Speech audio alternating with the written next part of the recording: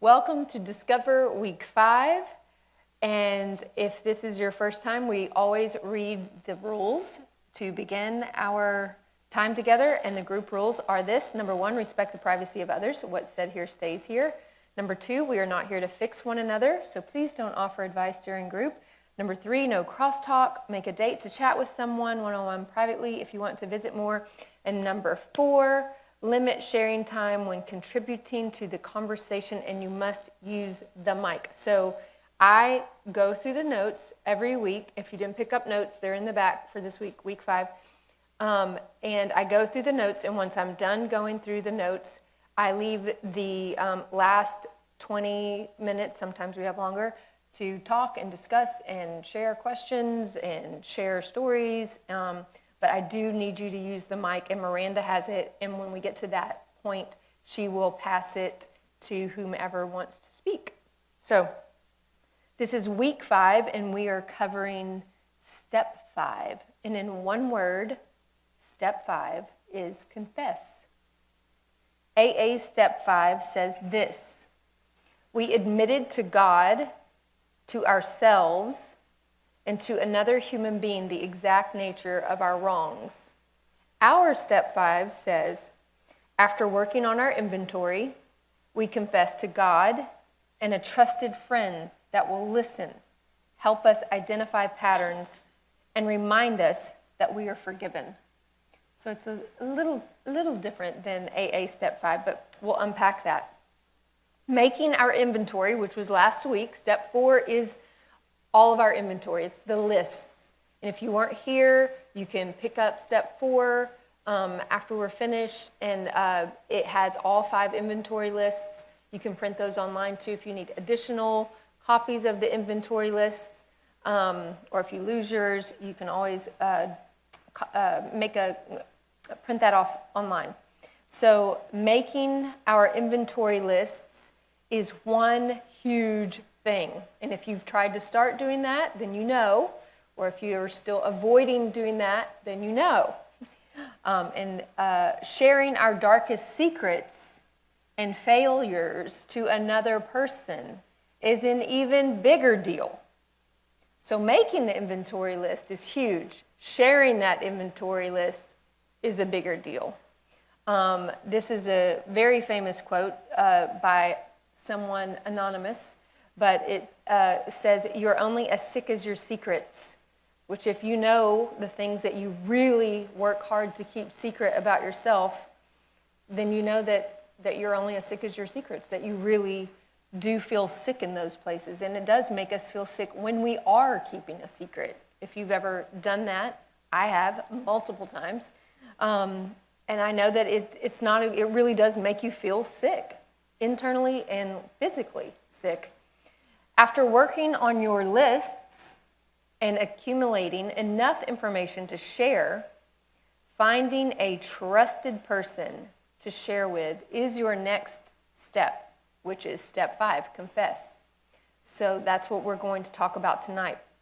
The primary qualifications for this trusted person, this person that's going to have listening ears for you and your inventory.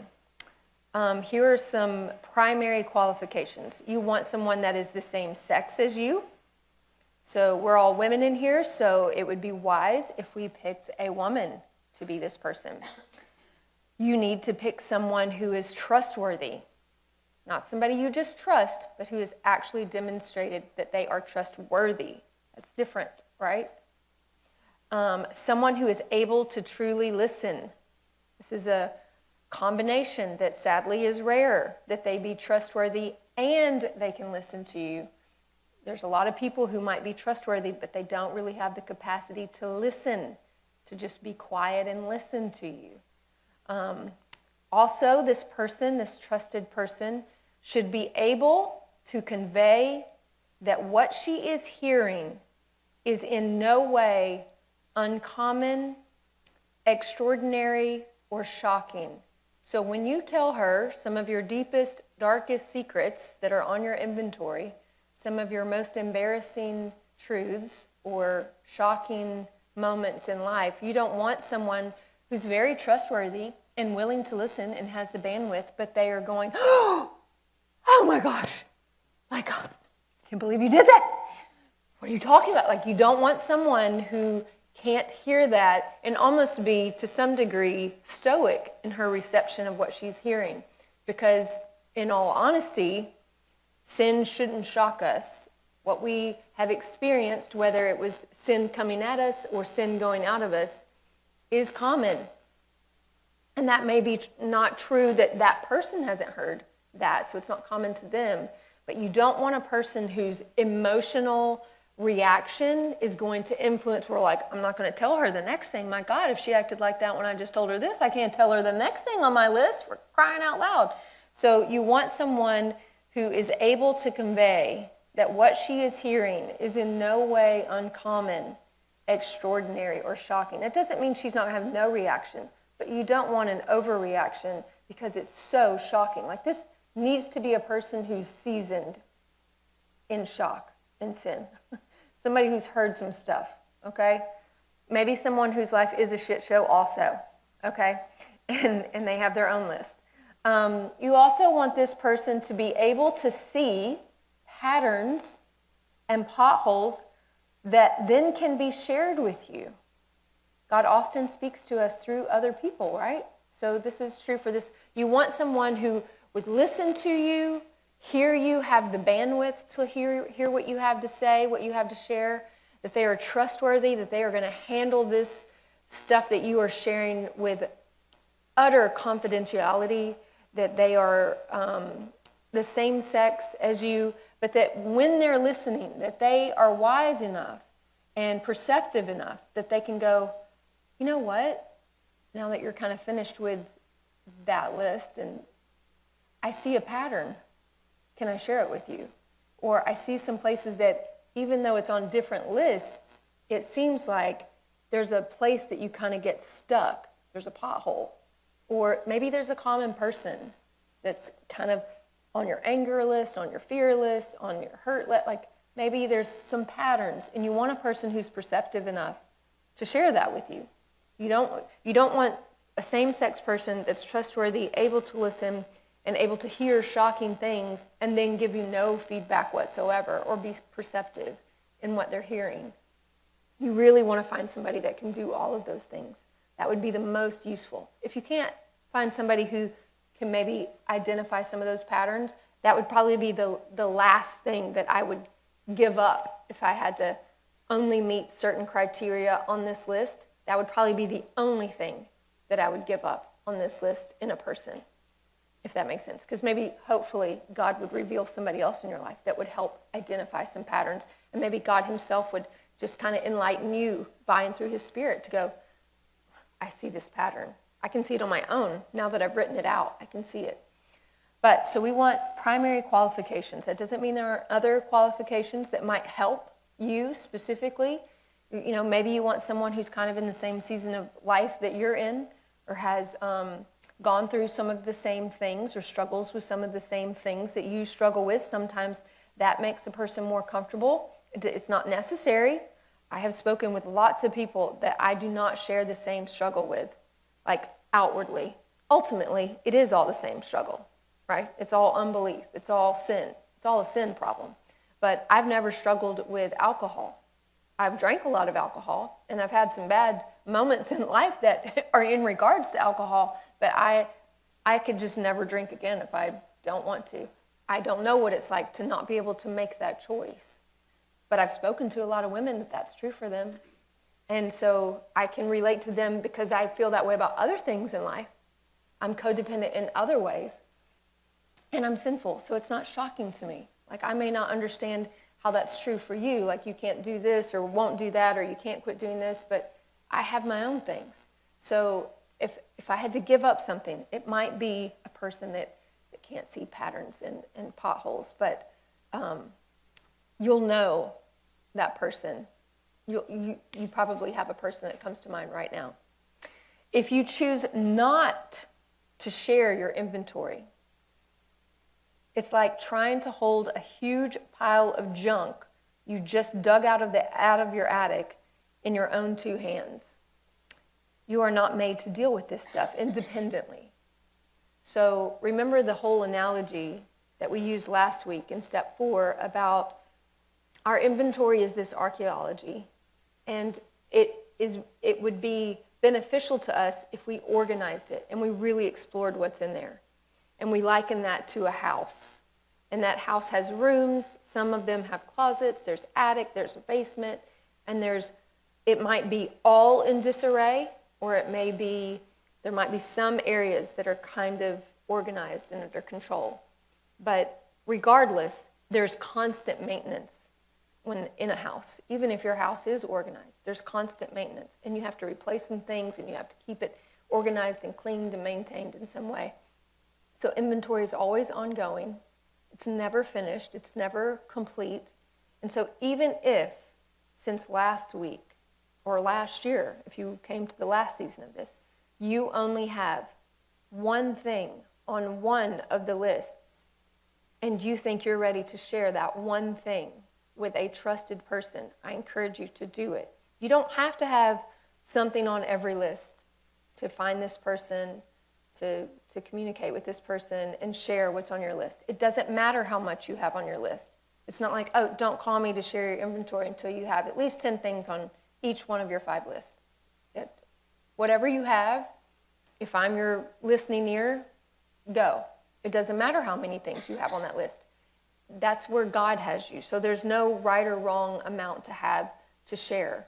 Sometimes it does work better in a give and take reciprocal way for you and that person, if you really want them to identify some patterns, for them to hear more than just 1 or 2 items on different lists. But that doesn't have to happen. That's why I said that thing you can give up potentially in a trusted person, because it's more about actually verbally sharing this with another human. Okay? So if you choose not to share your inventory, if you make your list and you're like, I'm feeling really good about this, like I'm making my list, but you're like, there's no way on this God's green earth I'm sharing this with anybody. It's God's job to move you to a place to be willing to share. It's not your job to just make that happen. And it's not any sponsor. I have said this before, and I will say it again, and I will keep saying it. I don't like the word sponsor. I don't like accountability partner. I don't like those kinds of terms because first of all, they don't have a good reputation. Second of all, they typically in other recovery systems sometimes assume a role of superiority over these struggles and issues, like they've conquered them. That's not a good posture. And it doesn't make the person that is in need of help and needs to confess and needs a trusted ear, that is, if you've done it, not comfortable. It does not make me want to share anything with you, actually. If it feels like you're going to chastise me for what I've done or what's on that list, or constantly go, now I know that you went out on Saturday night, or I know that you I saw what you posted, so you're just going right back to your old ways. This is unsolicited advice is rarely ever heard. And almost everything that is unsolicited advice is heard as law. It's you need to do something, or you need to change, or you need to get better. And that immediately causes what is naturally inside us to rebel against that person or that thing or that issue or that idea of how I'm supposed to be. It immediately, naturally makes us resist it or rebel against it. So, but if you choose not to share it, just know you're choosing to do something that you're not made to do alone. We are not supposed to carry that alone. We're not supposed to go, okay, well, here, I got all this stuff now. What do I do with it? Like, I just walk around with it? Only me and God know it? This is what step 5 is all about. Making lists helps diagnose us further. That's one thing those lists do. Those lists reveal a ton of stuff in us, right? We're unpacking a closet and you're like, oh my God, I had no idea this was in there. Where'd this come from? How did it get here? I don't know. It stirs up the gunk that has been piling up at the bottom of the lake. Remember that whole picture of just a still, clear-looking lake, and if we were to walk around in it and just kind of shuffle our feet, it would just get that water real nice and murky and stir up all kinds of gunk from the bottom just to come right up to the top. And that's what doing our inventory does. These lists expose. They expose us. They expose truth that maybe we've been in denial about, hurt that maybe we have tried to suppress. It shows us how we've tried to cope with fears and anger. It shows how our sexual history and education has informed some of our decisions and how we've handled relationships, specifically romantic ones. It triggers memories, right? If you've worked on inventory ever, like one memory triggers another memory, and sometimes that can be painful, and sometimes it can be actually a really sweet experiment. But it brings feelings to the surface. The lists provide more self-awareness. These lists also rattle the chains that bind us. So usually it really does kind of shake us awake in places where you're like, I didn't understand that I was even enslaved that much in this way because of those fears or that hurt or this anger that I have about that thing. These lists also awaken places in us that have been isolated, closed off, and dormant. Do you have any of those places? If you've worked on your inventory, you've probably located them, and you might not have come out of them yet, but you've located them. But making these lists alone does not bring the same relief. It does bring some relief, but it does not bring the same relief that comes once we share the list. Sharing is really caring for ourselves in this regard. That sounds like a silly little trite statement, sharing is caring, and in this regard it is me sharing with you what I have written on my list, and it's caring for myself. It is a form of self-care in that way. And it gives this other person opportunity to care for you also. This is a quote that I love. Confession is not something we have to do. It is something we get to do. That was said by Fitzsimmons Allison. A lot of confession in religious settings has been deemed what you must do, especially in the Catholic Church. Anybody in here a recovering Catholic? I mean, it's all about confession, right? You got to confess, you got to make sure you confess, and you got to confess everything completely, because God forbid that you didn't confess everything before you died, because then what are you going to do? So it's all about like this pressure to confess because you have to. There is nothing that we have to do for God, right? Everything that God demanded of us, he delivered for us in the person of Jesus. So anything that we needed to confess with your mouth that Jesus is Lord. Confess with your mouth that God is the only person and thing that you love most. Everything that we should have done, God has done in the person of Jesus for us, right? So now there's nothing that God needs us to confess. Whatever we're confessing is helping us, and it's helping our neighbors. It's benefiting our lives. It's benefiting us horizontally.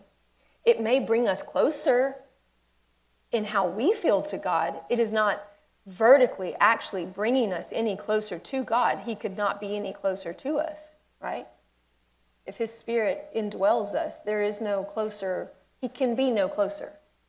We may feel like he's far away, but that's how we feel. That doesn't negate the fact that he's present in you all the time. He is near to the brokenhearted. He saves the crushed in spirit, and he lives in you. Like the God of the universe, by and through his spirit, lives in us. We can't get any closer. He's the air that we breathe. So we may feel a certain way about him and where we are in relation to him. But where we sit and where we stand with him vertically is never going to change. We could be no closer, no matter how we feel. It's horizontally that the struggle is real. And we are far from people in our horizontal relationships. There is distance between me and other people, friends, relatives, people that I maybe once cared for or loved or wanted to be in my life, and now they're not, or I had a good relationship with, but now it's broken. There's distance there. And confession is something we get to do. Confessing these things on our list, our inventory list, is something that we get to do. And it's helpful to me and to the person that I'm confessing to. There is almost an unexplainable help that happens for both people in that regard. So confession is not something we have to do. It's something that we get to do. It's something God has told us is good for us, for others, and for our healing. So what is the purpose of confession? If we had to list the purpose of it, the purpose of confession is really sharing, right? When we say confession, sounds like a really kind of a harsh, kind of a scary word. Sharing is a little bit lighter and easier if you need to use that word. Sharing your inventory will lighten the heaviness. Whether you feel it or not, it will distribute the weight onto others that God will enable to carry. Meaning, when they listen to you, there is a measure of weight that you are transferring to them by sharing this hard thing, this person I'm angry at, this thing I'm afraid of, this thing in my past that I'm sharing. Even if I don't feel it in the moment, like, okay, yeah, I went down my list and I told her like 10 people I'm angry at. I don't feel any better. That doesn't mean that it didn't do something and that you didn't transfer some weight, some of the weight of that to somebody else, bearing one another's burdens. That sounds like a phrase we've all heard. This is kind of what that looks like. This is a picture of that. This is a picture of what that really means. It is an opportunity to experience grace in practice, God's one-way love to you and for you. Being heard and being known is one way God shows his love for us. Over and over, the Bible reminds us that God himself hears us. He's a God that listens to us. He also already knows all the unlovely parts of us, yet still chooses to love us unconditionally. We're not confessing anything God doesn't already know. We're not writing anything down on those lists he doesn't know. He knows it all better than we do, and he knows what we're not putting on that list. He knows the things that we don't know or that we don't remember. He knows all of it. So none of it is a shock to him. And by us confessing to another person that meets some of these qualifications of being trustworthy and able to listen and hear us, it is God with flesh and bone in front of us to some degree. And if you've ever had someone sit in front of you and actually listen to you, listen to something hurtful or listen to something scary that you've experienced, and you've had them really listen to you, you know what that felt like. You know how much lighter, even if nothing changed, no circumstance in the issue changed, but you just feel and are and have been heard. It's amazing. It's amazing what being heard can do for you. When we confess to this trustworthy person, we are hopefully, if we've chosen a person that really should be in that seat, then you're going to feel heard. Like, I've actually been heard in this. Like, no one's ever heard that. I've never shared that with a soul. I've been heard here today. And it will make you feel lighter. And it will do something that heals you. And I cannot explain that. I can just tell you that it's true. It is a chance, also in this confessional with your friend, to be reminded of the unending forgiveness you already have. So many of the things on our list we feel unforgiven for. We might feel shameful about. We might feel embarrassed, whether it was something we did or that was done to us. And whenever we are reminded that we are forgiven, it is no small thing. It's what Jesus died for our forgiveness. So to be reminded, Jesus died for that, and you're forgiven of that. You don't owe anybody anything for that. You owe God nothing. He gave you that forgiveness, that gift of forgiveness that you needed for that very thing. And when we are talking with somebody, sharing with them, if it's a person who, again, should probably be in that seat, in some way they will remind you you're forgiven for that. God sent his son to die for you, for that thing, exactly that thing that was going to happen to you, that did happen to you, that you would never stop doing. He forgave you for that. And he has already forgiven you for the fact that you will keep doing that. That's a big theological word for that is absolution. So when we are forgiven, that act of God absolving us of the guilt, that's what that is, forgiveness. So when we enter into this place of confession, it's a chance to be reminded that we're absolved, that we are forgiven. Confession brings a thing out into the open. Like you're not just like in your head talking to God about it, or in your private place talking, even if you're saying it out loud to God, you're saying it to another human set of ears. And it's out here, like out in the world.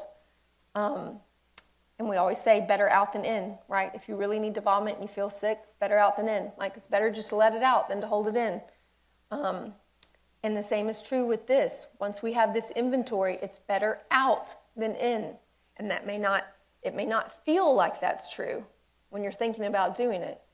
But I promise you that it does feel better once you've done it.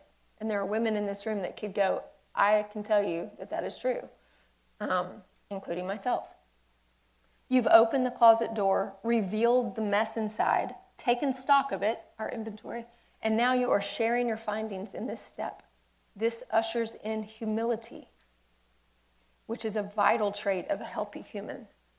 Humility, it does take a lot of courage to share some scary things with people that are private. And it also takes a lot of humility. And it's not humility that you have garnered on your own. It's God pushing you to go, you can share. Just do it. Just trust me. Share that with this person. And you are humbled by it because it's something that he is doing to us. And humility is part of a healthy way of living, is it not? I mean, the Bible tells us that from beginning to end, that even Jesus' self was humbled. He was a man of humility.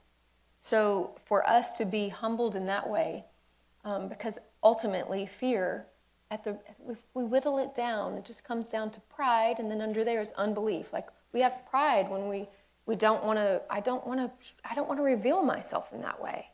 It ultimately is another example of us just not believing, our unbelief. I don't believe that this is going to be good for me. I don't believe that I could share this and be okay afterwards. With each confession session comes less chance of relapse. Many relapses are attributed to the reluctancy of a person to take step 5. So for everybody, because all of life is relapse, first of all. We believe and we don't believe. And that's all we're talking about. Now, our unbelief may have a flavor of alcoholism. It may just be, being prideful, being impatient, just trusting myself more than I trust God with a relationship or an issue or some struggle in my life. But my unbelief is revealed all day long, every day, whether I'm conscious of it or not. We are sinful beings. We've learned this in step 1 through 4. We are totally depraved. We were born sinners. We will struggle with sin until our last breath. So sin is a problem. It's an everyday problem. And we, as Christians, we say we believe, help us with our unbelief. We vacillate between those two things all the time. And God is in charge of growing our belief. It's his job to reveal where we have unbelief and then to give us faith, to infuse us with belief in some way. And that's just, all we're doing is walking in the circle of belief and unbelief, right? Our whole life is this wilderness of that.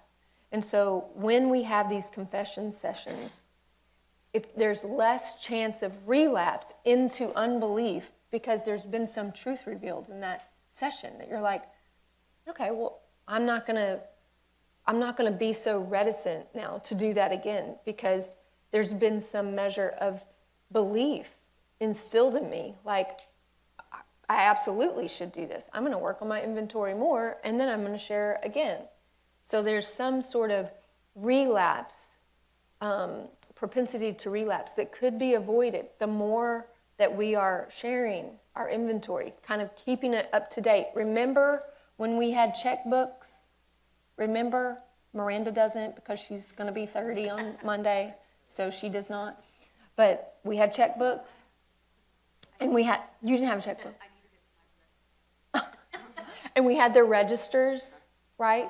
And you keep it balanced, right? You had to record and you keep it balanced. That's inventory. This is inventory. So if you've never done inventory, your check register, that is empty and it is off, like you are not in balance. And it really is reconciling all of the stuff. I mean, that's what we're talking about here. We're reconciling it. Let me see where I have had some expenditures and some debits and some deposits. I'm putting it all on my inventory, and now I'm reconciling it and I'm sharing it with, like I'm sharing my bank statement with somebody, really is what I'm doing.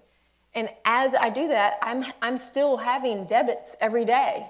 So there's constant inventory. Every day is another day of inventory in some way. Who got hurt today? Raise your hand. How? In a conversation. Did you get angry? Yes, I did. Did I feel any fears today? No, I did not. But I had some other things happen that, I can add on my inventory that weren't there before. Every day is more inventory. And so for us to see it as this continual thing to reconcile, and as God helps us to do that, the more we do that and reconcile, that part of reconciling is not just writing it down, but then confessing it to somebody. That is a confession session that will help us not to relapse into just not doing any inventory ever again and not taking note of we might go through a season of that, right? We might go through a season of you know what? I can't handle any of it. I'm not doing any of it because that's normal. That's actually normal. Relapse is part of recovery. All of life is recovery, and all of life is a measure of relapse. We relapse into unbelief every single day. And so when you don't expect yourself to relapse in some way into unbelief, that's really irrational, isn't it? Well, I had a woman who just started tuning in virtually. And two nights ago, maybe 3 nights ago, I'll just go over here and read it. I'll just read it to you right now. She was confessing, actually. She didn't know that, but that's what she was doing. She was sharing something of her daily inventory in that one day. And this is what she said, which is, maybe you can relate. She said, Sunday night, this is when she said, at 8:20 at night. It's almost always at night, right? Dear one, I'm struggling. And you know what? You're as far as you are, and she lives in another state, and you're the only person I think I can talk to. I met some of her criteria, right? I've never talked to her about any of this stuff. I'm grieved in that today I stumbled regarding smoking of all things. I feel awful. It's a nasty addiction that I was done with in August of 2024. Please pray for me. We go to a fellowship here, but I don't feel like I can talk to a single person there. I've tried to be vulnerable with them regarding some personal struggles, but I don't know what to say. I really believe church fellowship should be a place of being able to build relationships and be vulnerable without judgment or the pointing finger or shaking head.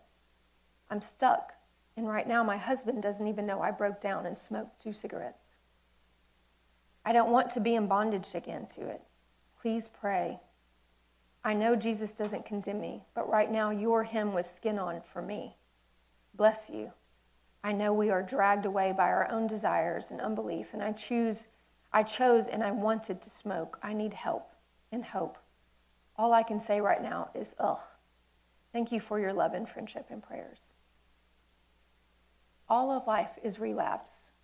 and recovery. And when we expect ourselves to not, or other people in our lives, not to relapse, we hope that we won't.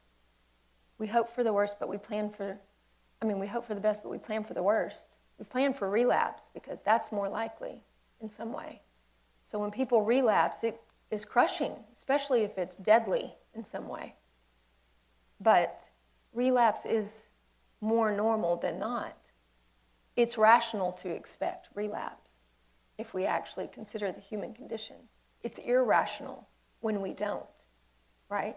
Because we're not really getting to the heart of the problem. We're just trying to change behavior in that way. We're not really getting down to the problem, which is really just unbelief in some way, some very significant way. It may be some medical reason. I mean, people actually have medical, chemical reasons that they relapse that are far more serious than something like 2 cigarettes. But with each one of those confessions, we are less likely to relapse in that way, especially if somebody's really honest with us and compassionate to us when they say, I've smoked 2 cigarettes, and I'm like, I feel so shitty that I've done that because I really want to stop, and I know it's like everything that she just said, I mean, that's a real person. That's a real person. And I get those all day long, every day. And to be the listening ear of a person who is where she is, which is what I want when I'm in those places and those people that I have, like, it is a godsend to me to have people that are Jesus with skin on, right? Just there to listen, to say something back to you, to validate you, to remind you that you're forgiven. That was one of the things I reminded her of, that you're right, God doesn't condemn you. Yeah. And we had an ongoing conversation, but there's power, there's purpose in our confession. Now there's power in it too. Power of confession. Here are some examples of the power of confession. God already knows everything that is on your lists and what's omitted from your list, and he is unfazed by it all. When we believe and trust that he's really unfazed by it all, power is taken away from the secrecy or the strength needed to hold on. I would also add to hide. When we confess, when we are heard and not rejected, there is relief and comfort, both of which are powerful. Confession empowers us to shed our layers of masks. So when you confess, maybe a mask comes off and maybe that one doesn't get put back on because you finally are free in that way. And you don't feel the need to cover that place back up. We stop expending energy towards secrecy, holding on to something and pretending. Now that energy can be redirected. If you've ever held a secret in, or you've held on to something that you're just like, I can't bear to talk about that thing. Like, even though everybody knows about it, I can't bear to talk about it. Or pretending that it's not true. You know how much energy you expend. You may not realize it in the moment, but then you're like, God, if you've been hiding something for several months, and you're like, why am I so exhausted? Why am I so tired? Why do I keep getting sick? Maybe it's because you're holding something in that you need to confess, you need to let out to somebody trusted, to somebody that maybe won't lash out at you or retaliate when you do tell them that truth, because you can't just be telling the truth to just anybody, right? You got to be telling the truth to somebody who is safe. We can begin to feel less alone and less guilty when we confess. A new perspective is gained. A lot of times, to me, I've said this and I'll keep saying it, wherever everybody hurts. It's really the true Me Too movement. It's an epidemic. Hurt is an epidemic. It's the real epidemic. Everybody is hurting. People who hurt people are hurting, right? Hurting people hurt people. So where we share our hurts and someone can say, me too. Like, you can feel less alone.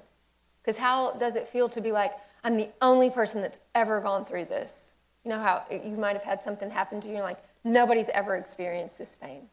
Nobody has ever gone through what I've gone through. And maybe they haven't in detail, but everybody hurts. And there are people who have hurt to the degree that you have. And even if, well, at least my mom didn't die, you know, and maybe I just don't have a good relationship with my mom right now, but at least my mom didn't die.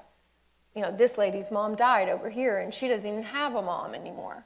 Well, does that negate the fact that I'm hurt and that I don't have a relationship with my mom? So we could, you know, minimize our own pain because it doesn't seem as bad as somebody else's. You can feel less alone. And if you really are a compassionate, empathetic person, you would never say, well, at least you have your mom. You know, my mom died. I mean, that would be terrible. I mean, get up and walk out. Don't share anything else with that person if they're like that. But you can feel less alone when that's true. And you can feel potentially, you know, less guilty because somebody's like, I did the same thing. You know, same exact thing. Right? You can feel like, okay, I don't feel as guilty. Even if you are guilty horizontally of that, then to be reminded that you're forgiven and other people have done something the same or as bad or are just as guilty. It's when we feel guilty alone that really gets us. We can begin to blame others less and have the potential to forgive more when we do this confession. Sometimes just by saying it out loud, it changes something. It changes some way we think about it. Again, I cannot explain that. It's something that God does. But sometimes it can help me stop the blame game in certain ways. And it can help me potentially be more forgiving. And again, that's a gift of God. It's not something like that we're in charge of. If all of us were in charge of, like, if we could forgive so that we wouldn't feel like as crappy as we do about something or a person, well, I would instantly do that. I can't make myself forgive. I wish I could, because then I would be free of a lot of angst that I have in certain areas of my life with certain relationships. God works in us to help us forgive. If we ever forgive, it is because he has worked that in us in some way. And you know that if you've actually forgiven. If you're like, I actually do feel like I've forgiven that person, and I actually didn't really even kind of work to do it. Like I don't even know how I got from being unforgiving to forgiving that person. But somehow I did. I don't know how. Usually that, because, you know, again, the analogy of, like, you hit your sister, tell her you're sorry. You tell her you forgive her for doing it. That's not real. Adults do this. You know they do. You're like, well, I'm waiting on you to say you're sorry. And then you have the people who are like, you know, well, I have forgiven you. You know, can't you tell? And we all know that is really obligatory religious, like, in nature. It's not, none of that is actual forgiveness or actual remorse for doing something that's, like, obligatory. Well, I said it. I said I was sorry. Yeah, and you really act like it. Right? I can really tell you are. Well, I've forgiven you, but I'm going to remind you every 2 seconds what you did. So maybe you didn't forgive me. But when we confess, sometimes there is some perspective that is gained that may help us forgive more and blame others less. When we confess, pains can be eased, because when we confess, it is healing. And that's really the gist of what we've been talking about here. Pains can be eased, even if we are unaware that that's what's actually going on. We gain support and help. When you entrust this other person, you're gaining support and help. We realize we are not alone and do not have to deal with our issues alone, which is very important, because the enemy really loves to get us, like, alone and isolated in some ways. And all of you know that in one way or another, whether it's in our minds or physically isolated. It is detrimental. We are not made to live alone. It doesn't mean that we're not made for solitude. Good God, give me some solitude. I'm all for it. I love to, you know, be by myself for a little bit and have nobody to talk to and curl up with a book or go take a nap or, I don't know, listen to some music, or go sit on the beach. But isolation is very different, and you know the difference. And this can help us hopefully be reminded that we're not supposed to deal with these issues alone. When we confess, we taste freedom in places we haven't previously felt it or believed that we actually have it, which is very important. I mean, Jesus' whole entire goal was to do what? Set the captives free. So in this confession, there's got to be some freedom, some measure of freedom that has taken place. The power in not just knowing, but believing we are forgiven energizes a heart and mind. Even if we're not really aware of that, it does. If I were sitting in front of you, or I had some like little tape recording that you know, every time you kind of felt bad, like you played it, and I said, remember, you are forgiven for that. God loves you. You're in forever. God loves you. He's never going to stop loving you. He's never going to stop forgiving you. You're never going to be, your sin is never going to outrun God's love for you, ever. If you just heard these things over and over again, if I heard those things all day long, I would be a healthier person. I would not get trapped in my own thinking or, you know, trapped in the world's thinking about things. It would energize me to some degree. That's right. I got to live in light of the forgiveness, enjoying the gifts. Right? That's what Taline's whole entire series right now is about, enjoying the gift. That's what this is saying. The powerful feelings of a cleaned out, organized soul cannot be understated. I mean, who has ever done some spring cleaning? I mean, even if you cleaned out your makeup drawer and like got all your makeup brushes cleaned and you're like, you know, or I just did this yesterday. I just told Miranda and Helen that I cleaned out my refrigerator and that I was like trying to collect some glasses, like glass jars and stuff for our craft day coming up Saturday.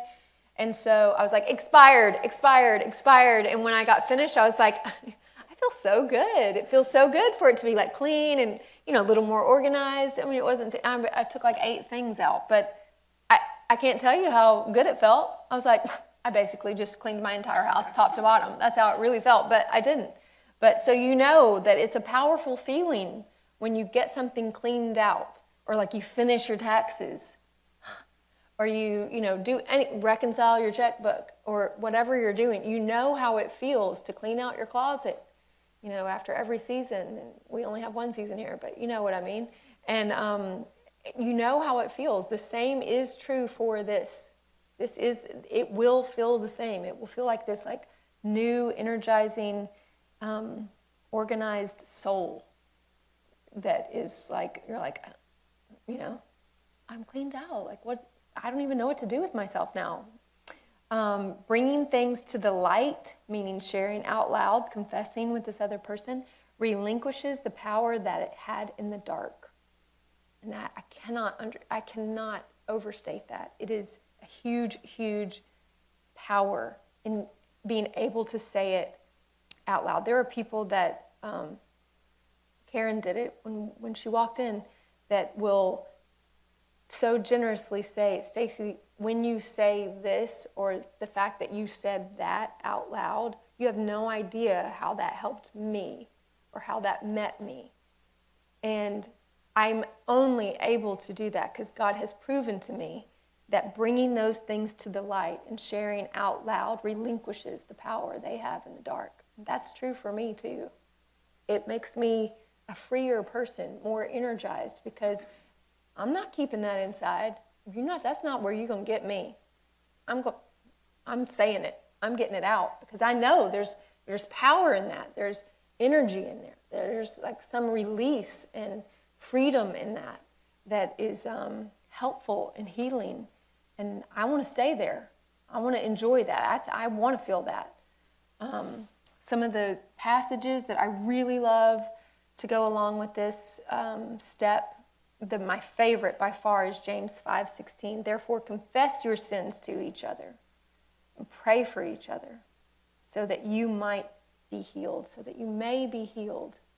Like there are so many passages about confession and sharing one another's burdens. And speaking to a brother or sister. So many stories that show that, exemplify that, actually working in someone's life. In Psalm 107, 13 and 14, it says, they cried to the Lord in their troubles, and he rescued them. He led them from darkness in the shadow of death and snapped their chains.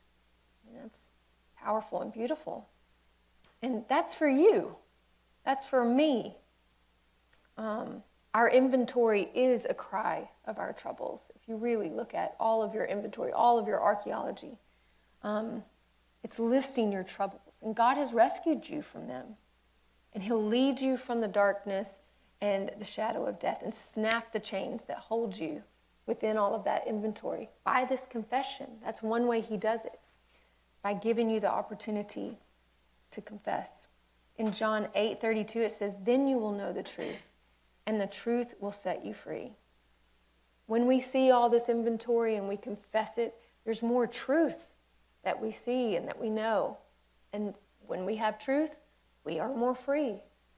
And if you've ever experienced that, then you know that. So that's why I love John 8:32 for this step.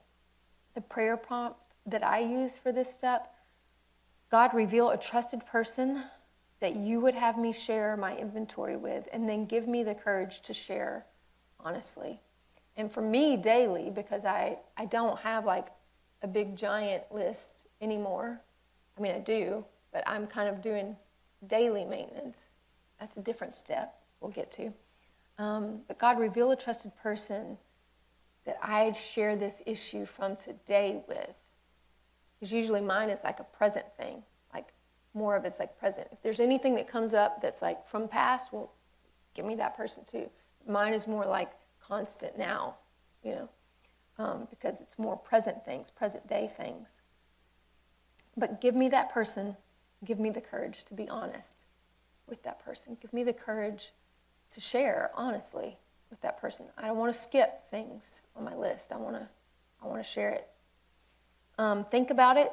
There's never homework. These are things just to help you think through it and may be diagnostic in some flavor.